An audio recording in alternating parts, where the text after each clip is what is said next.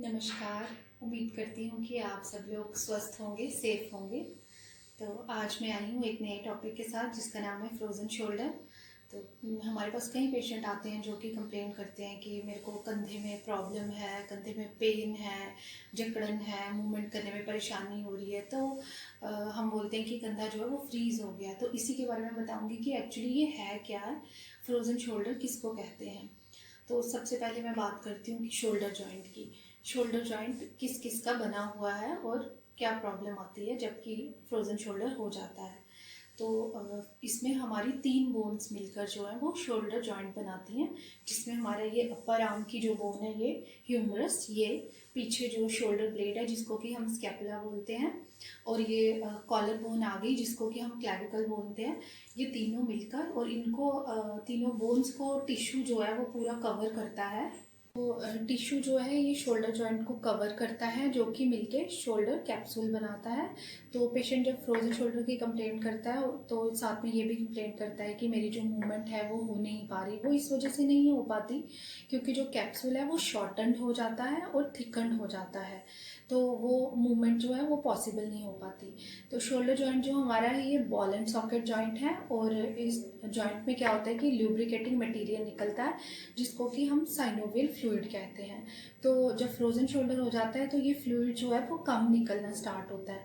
तो कम निकलने की वजह से भी हमारी जो रेंज ऑफ मोशन या जो मूवमेंट है वो रिस्ट्रिक्टेड हो जाती है।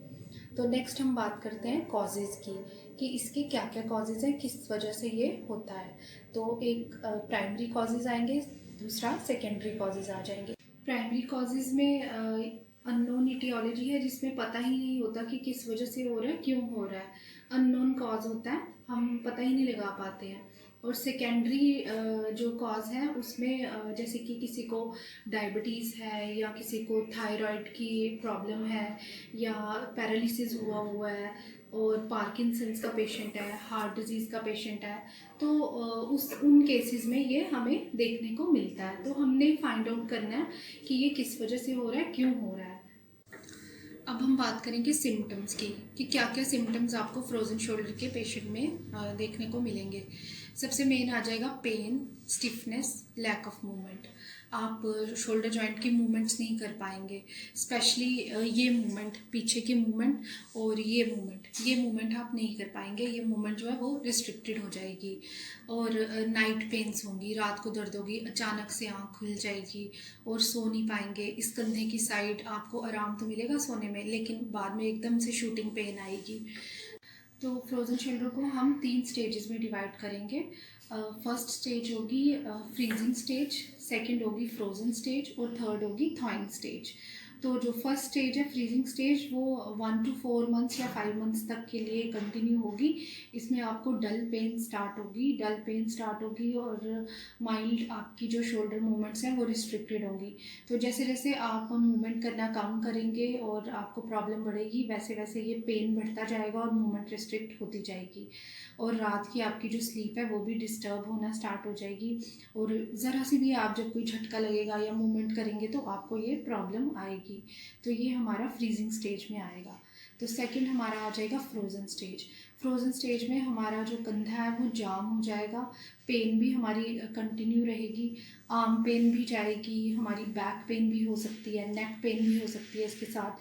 ट्रेपीजियस मसल्स, बाइसेप्स, ट्राइसेप्स, ये सब जो हमारे मसल्स हैं, डेल्टॉइड, ये हमारे जो हैं वो स्पैज़म में रह सकते हैं। पेन जो है वो यहाँ से स्टार्ट होगी शोल्डर से, आपको पूरे मसल में फील होगी, अपर आर्म में फील होगी, कई बार नीचे भी आती है, फिंगर्स तक भी आएगी।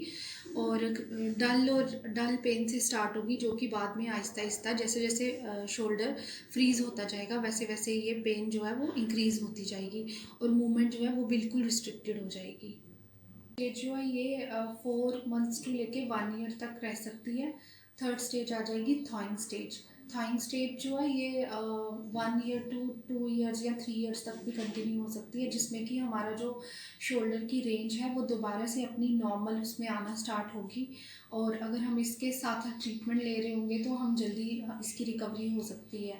तो ये हमारे नॉर्मल रेंज ऑफ मोशन में आएगी, पेन जो है वो हमारी कम होना स्टार्ट हो जाएगी, इसको हम रिकवरी फेज भी कहते हैं।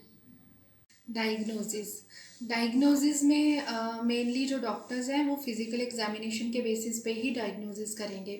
पहले तो पेशेंट को वो बोलेंगे कि वो एक्टिवली कितनी मूवमेंट कर सकता है, वो उसका कितनी रेंज है वो चेक करेंगे। उसके बाद वो पैसिवली खुद से करके देखेंगे पेशेंट को वो मूवमेंट्स की क्या वही रेंज आ रही है या कुछ ज़्यादा बढ़ रही है या मूवमेंट करते वक्त कुछ परेशानी ज़्यादा हो रही है, पेन ज़्यादा हो रही है। तो इन्हीं बेसिस के ऊपर फ्रोज़न शोल्डर को हम डायग्नोज करेंगे।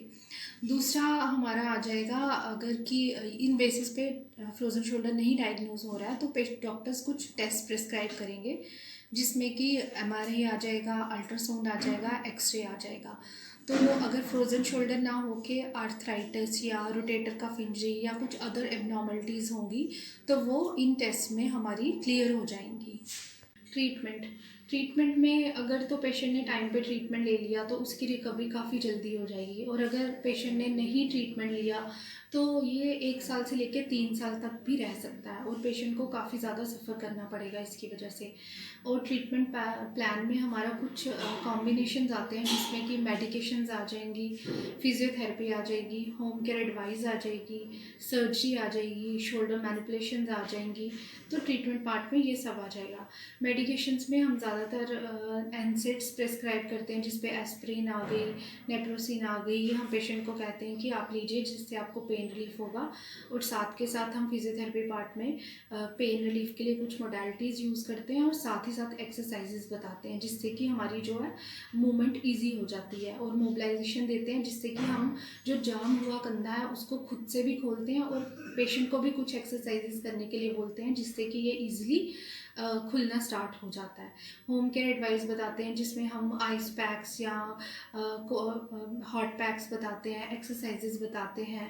और अगर इन सब चीज़ों से भी आपको कोई आराम नहीं आ रहा तो हम सर्जरी की तरफ जाते हैं, लेकिन ये काफ़ी रेयरली पेशेंट करवाते हैं। और शोल्डर मैनिपुलेशंस की तरफ, लेकिन इन चीज़ों की तरफ पेशेंट लास्ट में जाता है। या फिर कॉर्टिकोस्टेरॉइड का इंजेक्शन भी हम डॉक्टर प्रिस्क्राइब करते हैं, जिससे कि पेन रिलीफ हो जाता है, और शोल्डर जो है वो आहिस्ता आहिस्ता पेशेंट खुद से भी खोलने की कोशिश करते हैं, और फिजियोथेरेपिस्ट भी उनकी हेल्प करते हैं। तो ये रहा आज का मेरा टॉपिक फ्रोज़न शोल्डर।